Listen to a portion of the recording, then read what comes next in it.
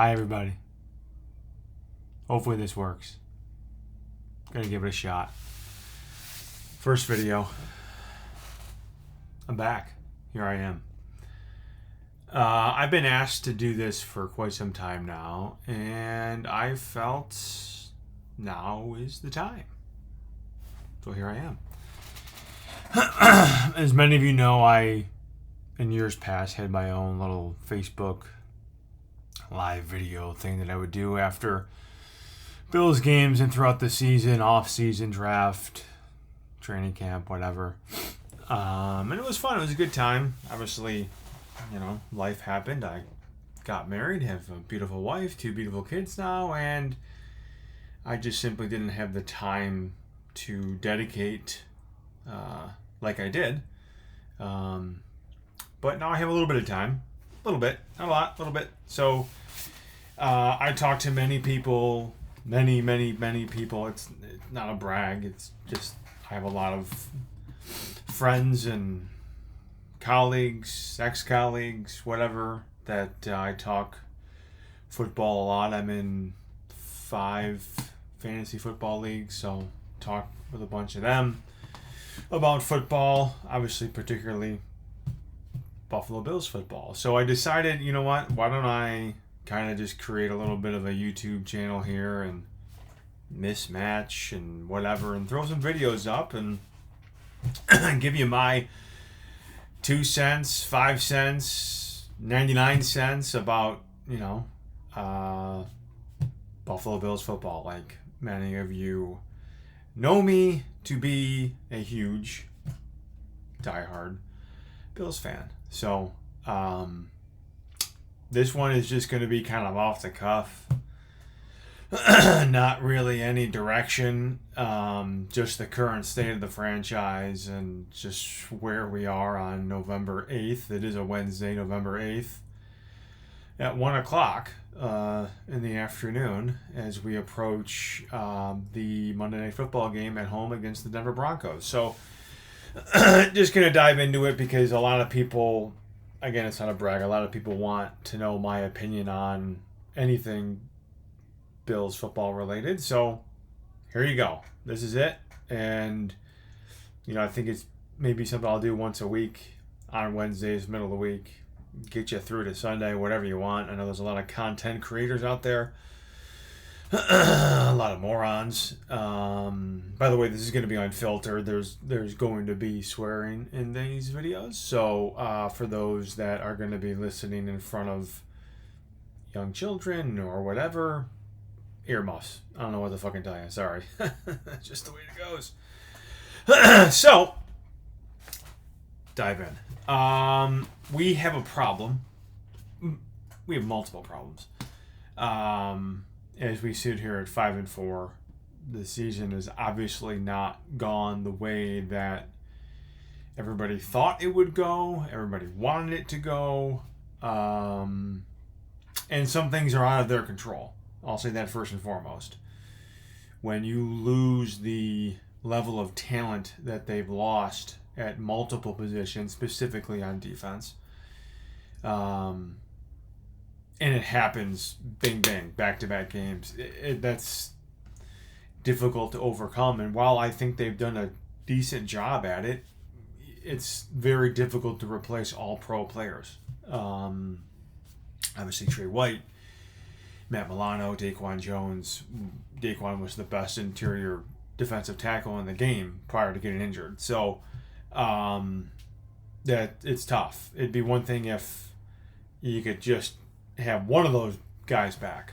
So the linebacker room's better, the D-line room's better, the secondary's better with White. But it was bing, bing, bing. So that you can't control. What you can control is still utilizing one side of the ball that, let's just face it, has been the reason as to why you've gotten where you've gotten in previous seasons. While they've had decent defenses, and you can call it top, I think they actually were 2 at one point or 3 at one point, one of the end of the years. The reason as to why they've been successful is because of their offense. Mainly because of their quarterback. it's a quarterback-driven league. The teams that have good quarterbacks typically are playoff teams and have good years. That's just the way that it goes. So, you're not going to hear a lot from me about the defense. Right now, things can change. I mean, they could start giving up 40 points left and right, and then, yeah, you have a problem. But coming off of Sunday Night Football in Cincinnati and doing the job that they did defensively, I thought was decent. I would have signed up for 24 points. I know Burrow had a really nice night. Kudos to him, as much as it pains me. I think he's one of the cockiest sons of guns in the game. But, hey, you've now beaten me twice. So, congrats. But 3 points in the second half. The stops that they got, we turned the ball over multiple times, which you can't do. The interception was bad. It was a bad throw. He's made that throw multiple times this year, and it's resulted in the exact same thing, a turnover. So maybe crumple that one up and throw it out.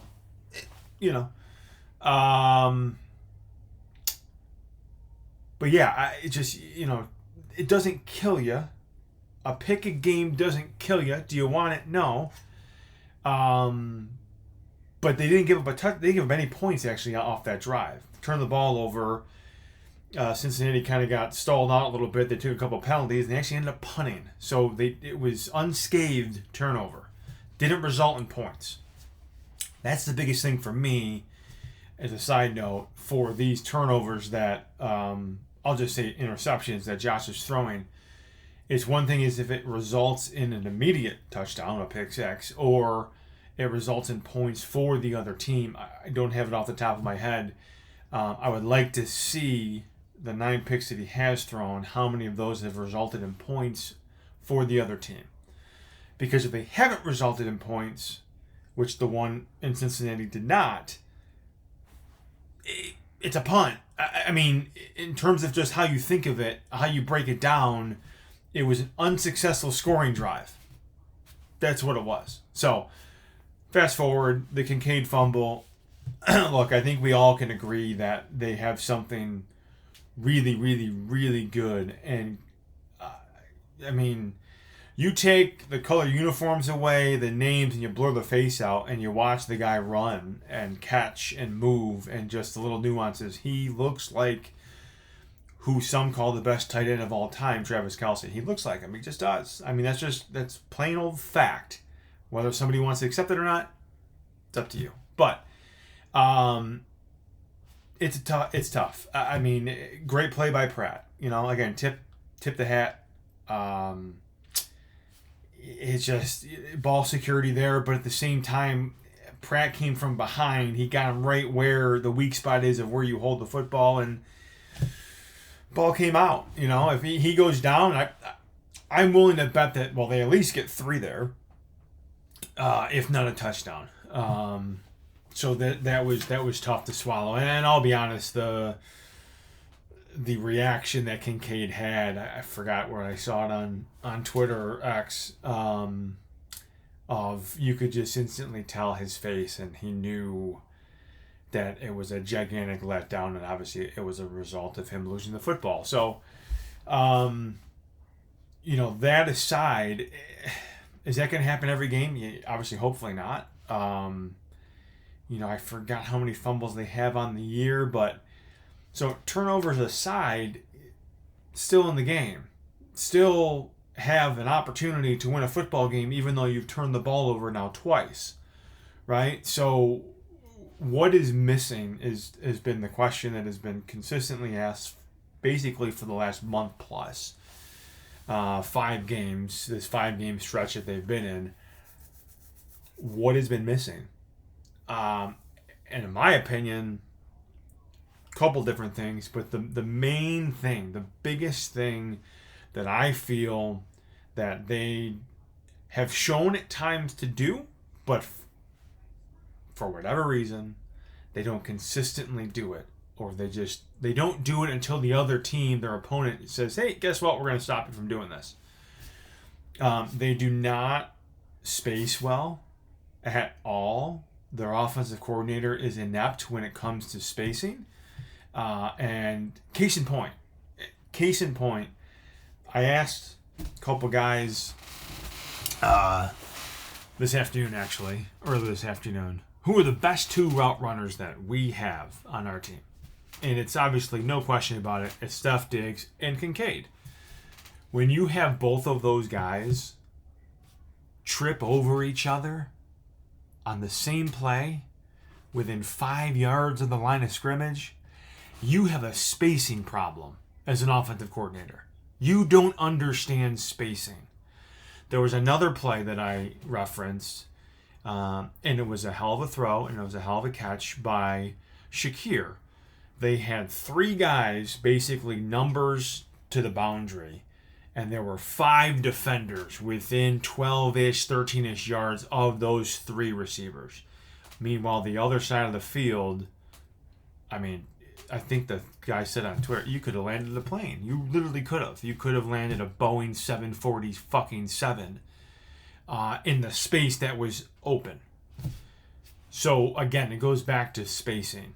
If you watch anything under what we had with Dable, and I'm not trying to make this a Dable versus Dorsey thing because I had criticisms of Dable as well. But one thing Dable did do very well is he had layers, right?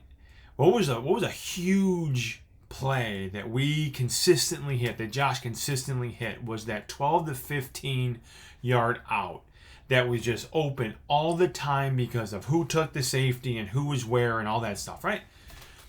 Rarely happens nowadays. Rarely happens. So they've taken what has worked with this quarterback for multiple years, not just personnel-wise, okay? I know we've gotten obviously away from 12 personnel because Knox is hurt.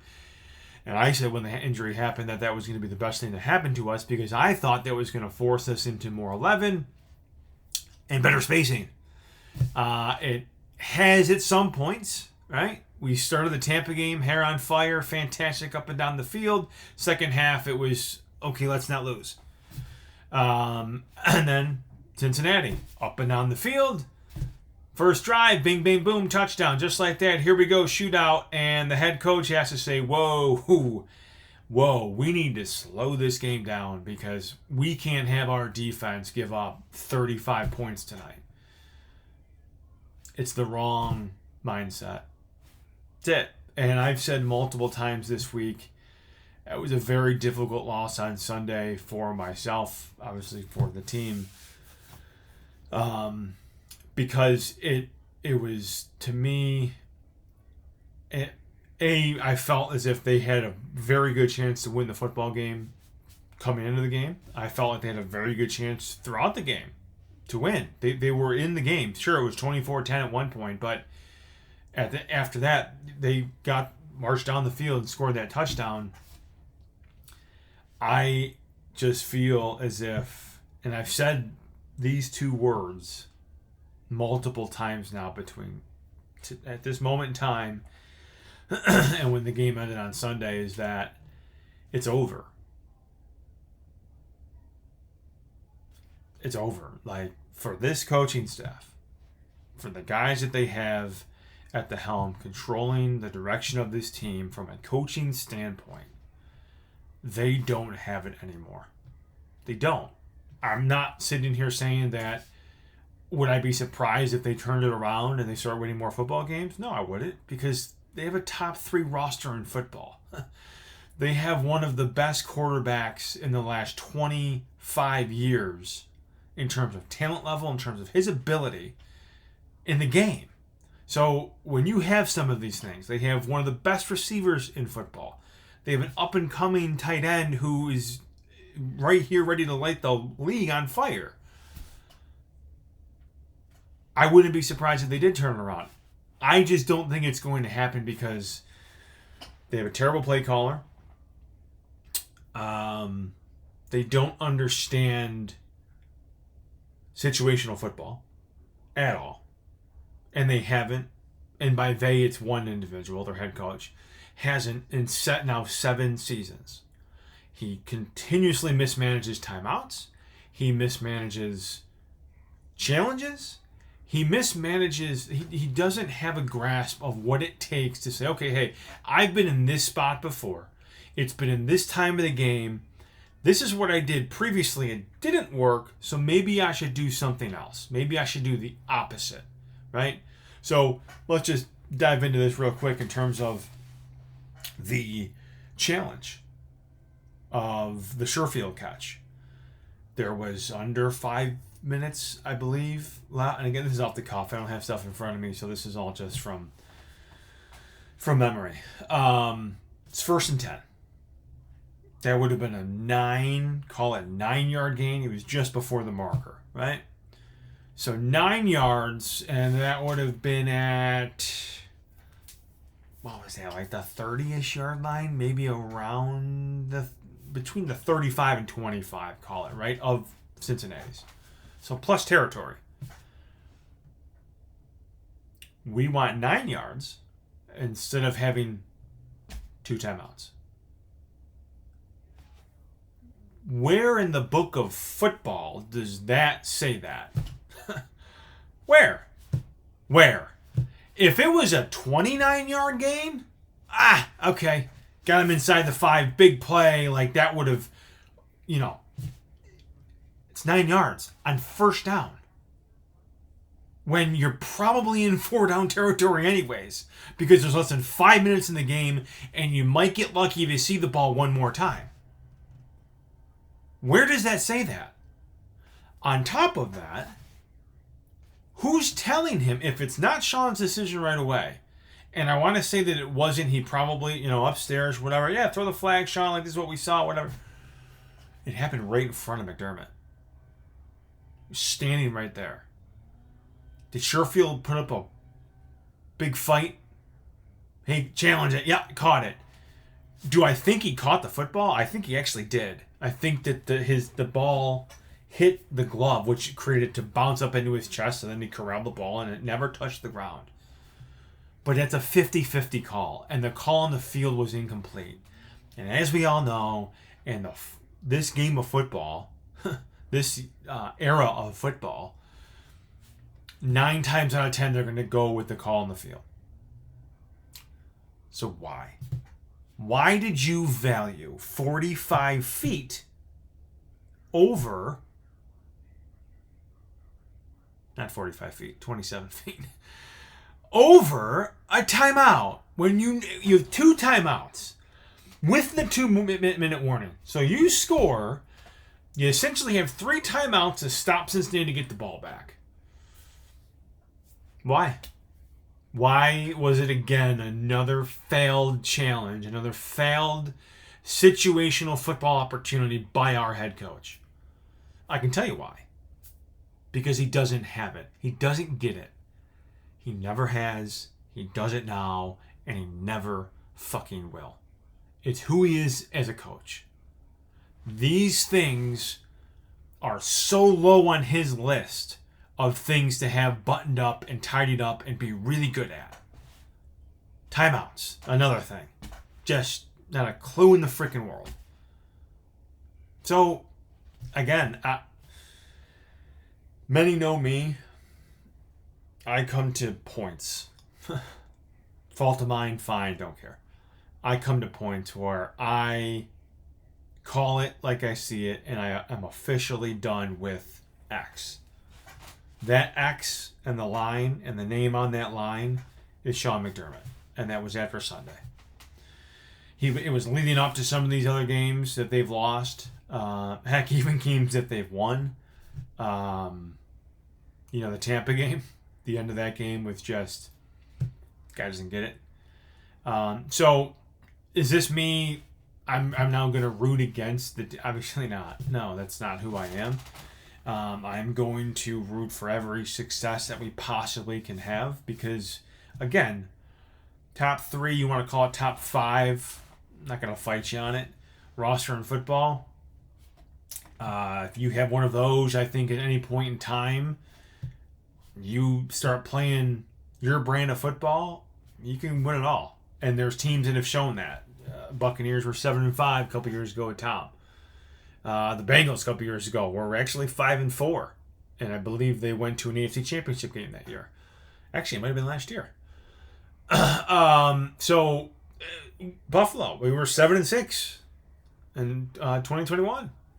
So like, it can happen. The reason why it will happen, in my opinion, if it does, is because they have Josh Allen, a quarterback. And he has an ability to carry a football team for months. And they're going to need it. I mean, they're going to need it. They're going to need him, once again, to put the cape on, and God willing he doesn't get hurt, and be Superman and carry this team to where it has to go. And can he do it? Sure, he has done it before. I just wish that they understood what they're just throwing away right now. The opportunity that they had with the team that they put together. It stinks. It does. I mean, it's not. Didn't want to be here at 5-4. Basically halfway through the season. But this is the hand that was dealt, and honestly, the hand that they've failed to play, turning into the record that they have. So, I think. Luckily, the next 2 games are at home. Denver's playing way better football than they were in the beginning of the year, and that's it's the funny thing, right? You heard for the last couple of weeks, oh man, the schedule.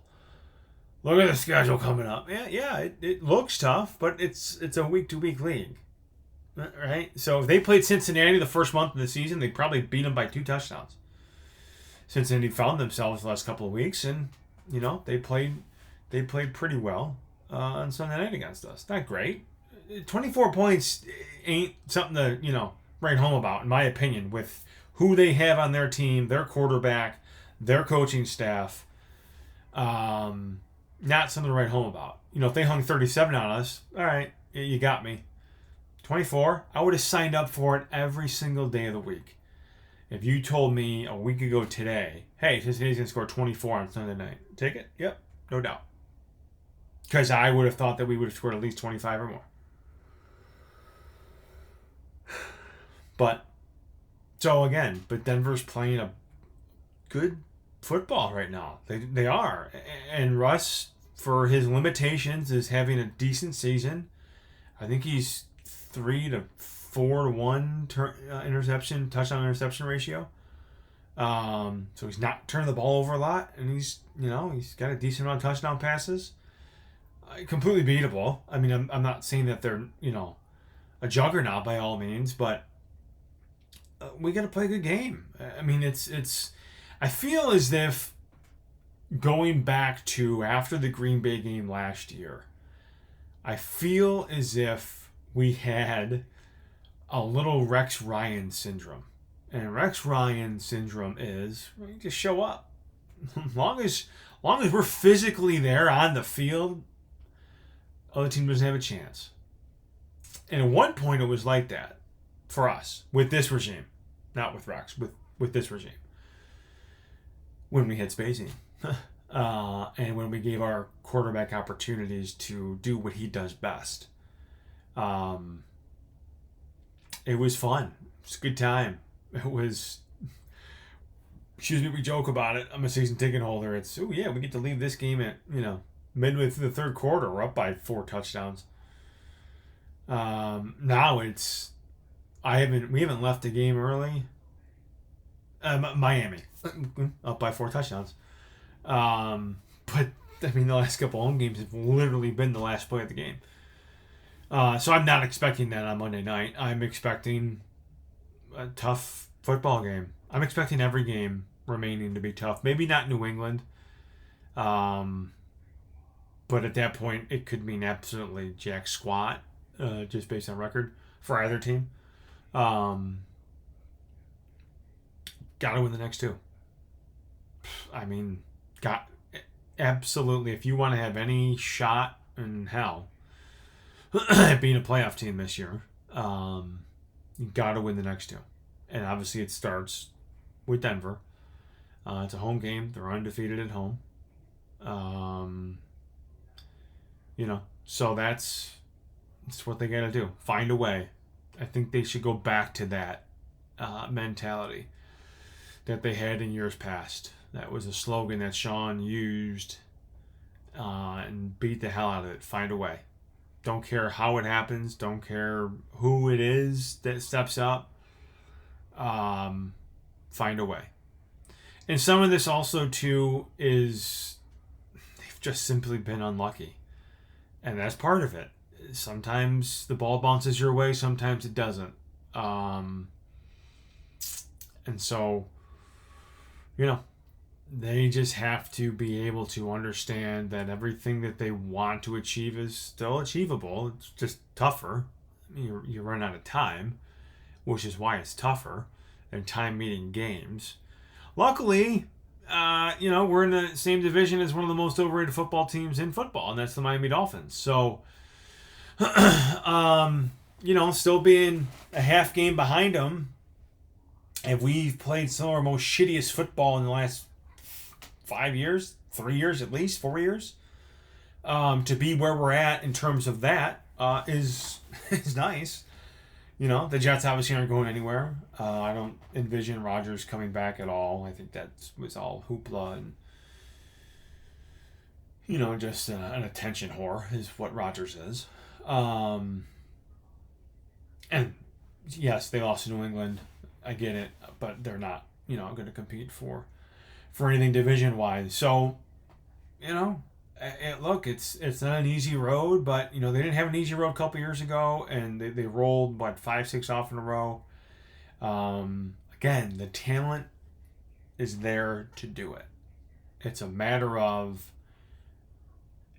if what has been holding them back the last 5 weeks continues to do so, or they break out of it and they find something that's going to consistently work and it's consistently called, and they overcome what they haven't been able to. So, hopefully they get healthy. That's another big part of this thing too. I don't know in terms of Monday night who is not going to be playing. I know Hyde had the stinger. Benford had the hamstring. That's a little bit of that'd be a blow. He's had a very good season. Dane Jackson actually played pretty well on Sunday night, so him and Douglas, I think, would be able to hold it down for at least a couple weeks, especially given your opponents the next couple weeks. But yeah, and I think too, one thing that they just have to start getting back to is they got to be able to rush the passer, man. They've I'm not taking a shot at any individual.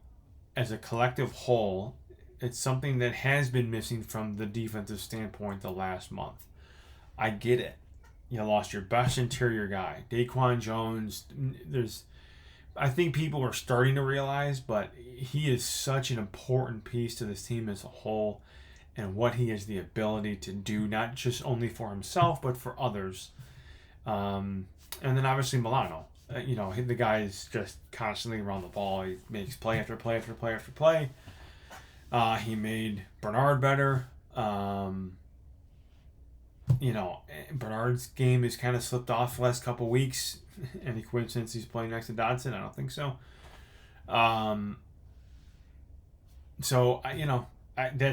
If they can rush the passer, it leads to turnovers. It leads to sacks. It leads to turnovers. Something they haven't done again in the last 5 games. Turn the ball over. Give the offense more opportunities, obviously to score, but even better opportunities with field position, right? When you start to get these teams in second and third and longs, all of a sudden you can flip a field position where they're not, starting inside the 20, 15-yard line every time. They're at the 37, the 30, the 42, whatever. So that's something that I think moving forward is that they need to begin to generate. Again, this is not a defensive, I'm not mad. I'm really not. But a lot of it has to do with who they've lost. Show me a team that's lost. I'm just going to call it 3 All-Pros because Daquan Jones plays at that level. Whether they actually give it to him or not because nobody knows his name is a whole other thing. You lose 3 All-Pros. Show me somebody. Show me a team. Any team. NFL. 3 All-Pros. Back-to-back weeks. And actually, back-to-back. Was Milano in the first quarter? I don't remember. Call it the second quarter. At worst, the first half. Within 3 quarters of each other. Not even. 2 quarters of each other. They lost. Trey White, 4th quarter of the Miami game. Daquan Jones, 4th point of the game against Jacksonville. Matt Milano, early second quarter of Jacksonville. Boom, all 3 pros down. So, thought they've done pretty well. I know there's a lot of criticism on, the future Hall of Famer Von Miller. I think he's getting better. I think he had some really good rushes on Sunday night.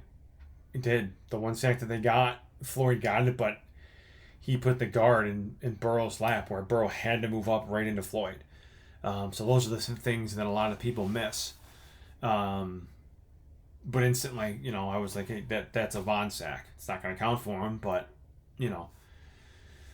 So we're a couple weeks away from him probably shedding the full brace. Maybe he goes with something smaller. Maybe that gives him a little bit more, fluidity to his game. He missed a tackle, sure, can't happen. Like, it's tough. Bad job on his part. That last play that resulted in a first down for Cincinnati, but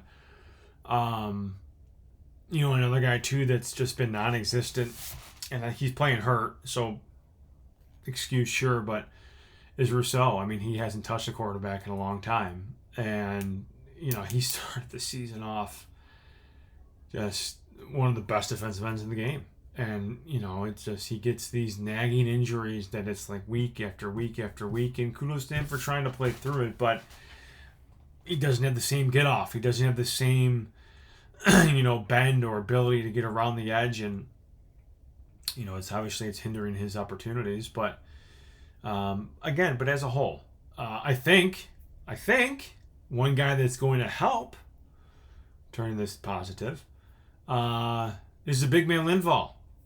I love me some big man football, and he's that. You saw the play that he made on the quarterback sneak there. Just completely through the center. Just see ya, bang, toss Burrow like a rag doll. So I think he's going to help. I think Douglas is going to help in the back half. Another guy that, again, has consistently turned the ball over the last couple of years in his career. So hopefully those things can add up defensively where it's going to then in turn help the offense. But, again, moving forward, this has to be done by the offense. Has to be. Defense is probably going to give up the rest of the season anywhere between 17 and 30 points a game. It's what's going to happen. Their opponents, who they play, Philadelphia, Dallas, Kansas City, San Diego, or I still call them San Diego, Chargers, anywhere between 17, call it 31, that 14-point gap. Score more points than the other team. That's what it boils down to. Score more points than the other team. By all means necessary. That's running Josh. That's quarterback convoys. That's, anything. I'd like to see some more deep field throws. I think that's also something that we've missed. They just don't take as many deep shots as they did in years past. I know last year they took a ton, too much. You want to, be balanced, but at the same time, what did they throw? One deep ball on Sunday to Hardy? Hey, Hardy, it's one of your 3 plays, bud. Enjoy. God bless. Good try. It's a whole nother discussion for another day. So, what is this? 35 minutes? Probably keep it to this. Like I said, I'm inclined to just... This helps me cope with losing football. Get it off your chest. But yeah, everything they want is in front of them. It's going to have to be done by the players. Because they're not going to get the help from the coaching staff. They just aren't. It's gone. It's over. Like I said, it is over. 3 words. Over. Don't have it. So, prove me wrong, Sean. Prove me wrong. Go out there and, be perfect. All that hoopla. Just, they have to be able to move the football and dictate to the defense. Don't let the defense dictate what you do. They were doing that earlier in the year. They were running the football effectively. They had a consistent, this is what we're going to do. It's not a 12 personnel, by the way. Again, I like more 11 myself. But, some of those games, the Raider game, Washington, they caused a lot of turnovers, which helped. But Miami, and I know the Miami game is not going to happen every week. That's lunacy Bills fans talking about. Why can't they score 48 a game and 3 turnovers and hold the team 20 less? It's just not going to happen. But why can't I score 31 a game? I was averaging that. I've averaged that for a good amount of time too. 350, 400 for my quarterback. Now, I feel like it's a struggle for him to get to 280, 290 now. And it's not him. It's just they don't play football from typically midway through the first quarter till about 9 minutes left in the fourth quarter. It's just a gray area where nothing happens. That needs to change. It needs to change. So, end it here. Look forward to voicing more of my opinions for any of those that care. If you don't, cool too. But yeah, I don't think this was that bad. So we will see you next week. Prediction too. How about a prediction?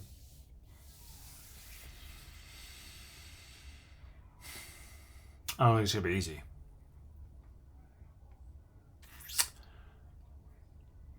Bills 26, Broncos 17. That's it. No stats, just score, right? Go Bills.